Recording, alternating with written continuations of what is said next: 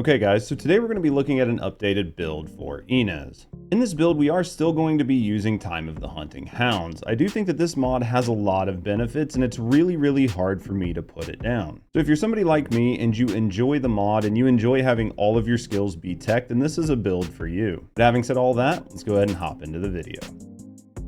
So for her first weapon, we are going to be looking at the Secret Garden. Now this weapon does have a really great unique perk that does pair well with tech abilities. Now if you don't know what this does, basically this is going to allow you to build stacks, and those stacks are going to give you more skill power, which is great because more skill power means more damage. And outside of that, we are going to go ahead and look at the cores on this weapon. We are predominantly using this weapon as a stat stick, so we are going to go ahead and run 3 sprint cores on here. We really want to try to push Ines as close to the sprint cap as we can, and this is going to help do it. Outside of that, we are going to go ahead and put firearm critical hit damage on here, just to give it a little bit more damage in case you decide you want to use it as a weapon. And then down bottom, we do have bonus firearm attack versus the Order of Truth. You can put whatever you want in here. That's just what I happen to put in here because it is her sort of counter element. So for the roll on this weapon, we are going to be looking at firearm attack, firearm critical hit damage, firearm critical hit rate, and we are going to put bonus attack versus Order of Truth. We're only doing that because it's going to help scale the damage from the cores that we added a little bit higher up on the weapon. Now again, this weapon is a stat stick, so you really don't need to build into it at all. You're just going to be using it to help you run, as most of the time you are going to be using Ines's skills to do damage. And if you do need to use a weapon, we will be using her last dagger, but sometimes people ask what builds I have on these weapons. This is the build that I actually have on this gun. It is not the most optimized, but it still does quite a bit of damage. So if you're looking for something to throw on there, you can't really go wrong with this build. This build's going to do a lot of damage. And again, it isn't the most optimal build for this gun, but it is still going to do a lot of damage. When it comes to Ines's second weapon, we are going to go ahead and put the last dagger on. We use this on just about everybody right now. This is a great general weapon. No matter what content you're running, this is probably going to put down the bosses fast enough. And right now, there's not a lot in the game that's going to need much more than Ines's skills. But if you do want to use a weapon, this is what I would suggest. So for the cores on this is what we're going to be looking at. Again, this is a very general roll, so we're going to be going with firearm critical hit damage. We're going to go with 2 firearm attack, 1 fire rate, and 1 rounds per mag. When it comes to the roll down bottom, we are going to be going with firearm critical hit damage, firearm attack, bonus attack versus Colossus, and multi-hit chance. Now, you can look at taking that multi-hit chance off and going and leaning into more firearm critical hit rate.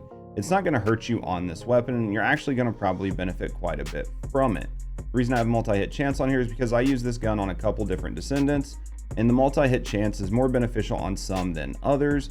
I just don't feel like having 10 versions of the last dagger, so this is my general build. When it comes to the mods on this gun, this again is what I'm looking at. This is a very general build. There are definitely ways to optimize this more for specific content that you're running, but if you're going to be putting this on somebody and just running it through everybody, this is what I would suggest. Now, unfortunately, my gun does need to be cored again, and that is so I could put better insight on here, just to get a little bit more critical hit rate on Descendants that don't already have insane boosts to the weapon's critical hit rate. Outside of that, we are building into the weapon's base damage, and then we're going to build into weak point damage and critical hit damage. We're going to add a little bit more magazine here, and we're going to put Firing Fiesta on. That way we get nice big damage burst windows. When it comes to Ines's reactor, this is the reactor that I would suggest you go with. Again, we are going to be building into tech, and this is going to give us bonuses across all 4 of our skills. Outside of that, we're going to be going with some skill cooldown and some critical hit damage. Now, you could maybe take that skill cooldown off of there and go with something like a tech boost, but this is what I like, and it helps make the build feel really good and give us a lot of uptime on our skills. This to me is a good marrying of a lot of damage by hitting hard and by being able to use our skills frequently. Sometimes the best of both worlds is better than just focusing on 100% damage. Now for me, for this build, I actually really like the Slayer set. I know the Slayer set is an older set, and we've really been finding other sets in the sandbox to really go with some of our newer builds. But I think, especially with Ines and the build that we've went with, the Slayer set has a lot of benefits, and those being just extra damage. So I would suggest for this build, going ahead and putting the Slayer set on and seeing what you think yourself. So when it comes to the inversion reinforcement, this is actually what I'm going to be running on Ines. I do like Arche Circulation Tactic here, Selective Neurostimulation, and Biodensity Augmentation. Arche Circulation Tactic here is just going to help keep our cooldowns as low as possible. The Selective Neurostimulation is just a nice way to help us get a little bit more MP, and Biodensity Augmentation is just a little bit more survivability. Because we're so close to the speed cap, we really don't need the seasonal movement speed, and I think the Biodensity Augmentation is a good thing to slot here instead of the seasonal move speed. So when it comes to Ines's Arche tree, this is what we're going to be looking at. As you can see here, it is a lot of skill power. We're really going to build into doing a ton of damage. We do end up picking up the cooldown node, and that is again to help us keep as much uptime on our skills as humanly possible. We also do swing over and grab the additional skill crit hit damage, and we do use one mutated cell here. That mutated cell is electric cohesion. If you don't know what electric cohesion does, basically when you defeat an enemy, it has a chance to grant the electric cohesion buff to you. When this happens, you are going to stack out additional electric skill power damage, and that's just going to help boost our numbers even higher. This build is definitely about pushing Ines's damage as high as we can get it while still keeping as much skill uptime as possible. For Ines's dog, it literally does not matter which dog you use. You're really not going to be netting much out of using the Vesper hunting dog. So because of that, you might as well use the Hagios sheepdog if you have the option for the two. At least this one's going to bring you some health and help keep you alive, as Ines is kind of squishy in some circumstances.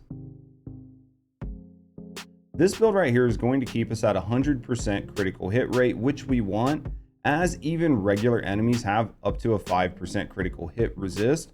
So if we're in that 95% and then you go to hit a normal enemy, you're actually down in that 90%, and that doesn't even take into account bosses. So for that reason, we decided we really wanted to make sure we hit that 100%, even though we're losing a little bit of critical hit damage to do that. So if you're wondering why we went that rate, that is actually why we went that rate. Outside of this, we try to really maximize our damage buckets and ensure that we're spreading the largest amount of numbers over the most amount of buckets that we can. Then we do go ahead and we tack on as much cooldown as we can. And there are a few times where we actually prioritize cooldown over a little bit of additional damage in our buckets. And that's just so we have a lot of uptime on our skills. Unfortunately, even if you do have the most damage humanly possible, if you're not able to use your skills enough, you are losing DPS. And when you're doing something like solo Void 30, you really need to be able to utilize your skills, and you want to be able to get them out as often as possible, especially because those enemies are a little bit harder to kill and they're not just going to fall over. So you really need to have your hard hitting skills as much as possible. Outside of that, we actually end up using Potent Collector.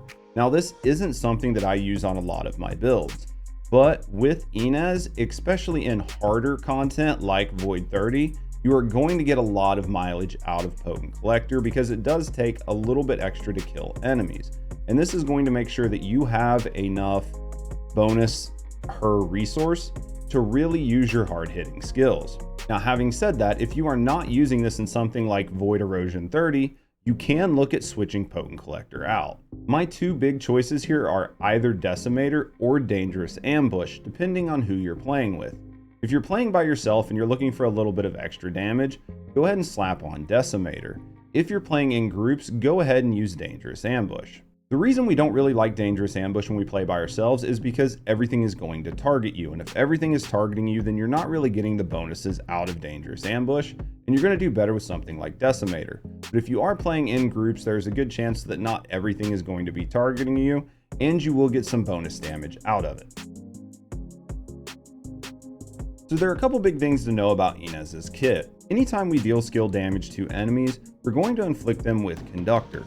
And when enemies are inflicted with Conductor, any skill damage we do to them is increased. Outside of that, when we do get skill critical hits on enemies that are already inflicted with Conductor, we have a chance to cause Dark Current.